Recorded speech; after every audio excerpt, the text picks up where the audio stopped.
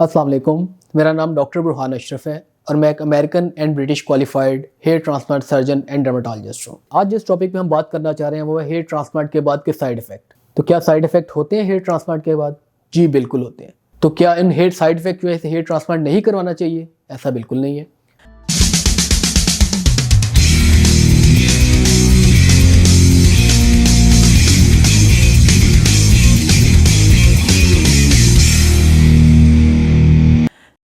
जो hair transplant के बाद के साइड इफ़ेक्ट हैं उनको हम दो चीज़ों में डिवाइड कर सकते हैं, एक शॉर्ट लिविंग और एक लॉन्ग लिविंग। जो शॉर्ट लिविंग या मुख्तसर दौरानिए के साइड इफ़ेक्ट्स हैं वो क्या क्या हो सकते हैं? सबसे पहले है पेन, दर्द।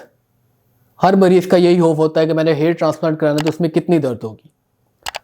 तो ये चीज़ बड़ी आप क्लियर रखें कि अगर आपने किसी अच्छे बंदे से अच्छी जगह से ट्रांसप्लांट कराया तो ना आपको ड्यूरिंग हेयर ट्रांसप्लांट पेन होगी ना उसके बाद पेन होगी।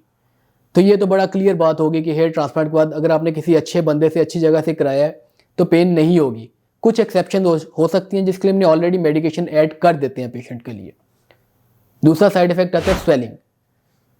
बहुत लोग वीडियोस भी बनाते हैं इस पर कि जी स्वेलिंग होगी, ट्रांसप्लांट ना करवाएं, बहुत प्रॉब्लम हो जाएगी, माथा सूज जाएगा। तो स्वेलिंग होती क्यों है पहले हमने ये देखना होगा। जब भी हम हेयर ट्रांसप्लांट करते हैं तो हमने आपकी स्किन के नीचे कुछ फ्लूइड डालना होता है। हेयर ट्रांसप्लांट में अगर फ्लूइड डालते हैं तो ही एक अच्छी लुक, अच्छी जो आपकी एक नेचुरल लुक है वो मेंटेन होती है। इसके अलावा जो ट्रांसप्लांट का इटसेल्फ ट्रॉमा है उसकी वजह से भी थोड़े स्वेलिंग के चांस है। अगर मैं कहूँ कि हम 100 लोगों का ट्रांसप्लांट करते हैं तो कोई 8-10 में स्वेलिंग आ सकती है, लाजमी नहीं कि आएगी बट आ सकती है। तो उसके लिए क्या करना है? अगर किसी को स्वेलिंग आए तो दूसरे तीसरे दिन में आती है और 5वें 6वें दिन में चली जाती है, और उसको भी हम कंट्रोल करने के लिए मेडिसिन देते हैं, डिफरेंट एक्सरसाइजेज, डिफरेंट मसाज बताते हैं, आइसिंग बताते हैं कि सारी चीज़ें मैनेज हो जाती हैं। कोई ऐसा प्रॉब्लम नहीं है कि आपको लग रहा है कि स्वेलिंग हो जाएगा, मुझे हेयर ट्रांसप्लांट नहीं करना चाहिए। अगर आप क्वालिफाइड डॉक्टर के पास हैं तो आपका स्वेलिंग ना होने के बराबर होगी, अगर होगी भी तो वो मैनेज हो जाएगी। तीसरी चीज़ आती है हेयर ट्रांसप्लांट के बाद बहुत कॉमन है कि जी मेरा सर सुन फील हो रहा है। बिल्कुल होता है। वो इसलिए होता है क्योंकि हमने आपका सर्जिकल डे पे आपके सर को सुन किया हुआ है, तो उस वजह से आपको अगले कुछ दिन सर में सुनपन फील हो सकता है, जो कि विद इन फ्यू डेज ख़त्म हो जाता है। ठीक है, कुछ पॉइंट्स पे समटाइम्स कुछ लोगों को ये फील होता है कुछ पॉइंट पे कि मुझे इस पॉइंट पे ज़्यादा सुन महसूस हो रहा है या उस पॉइंट पे हाथ लगाने से थोड़ी सी ज़्यादा दर्द महसूस होती है। अगर ऐसा भी कुछ हो रहा है तो वो भी 2 से 3 महीनों में ठीक हो जाता है।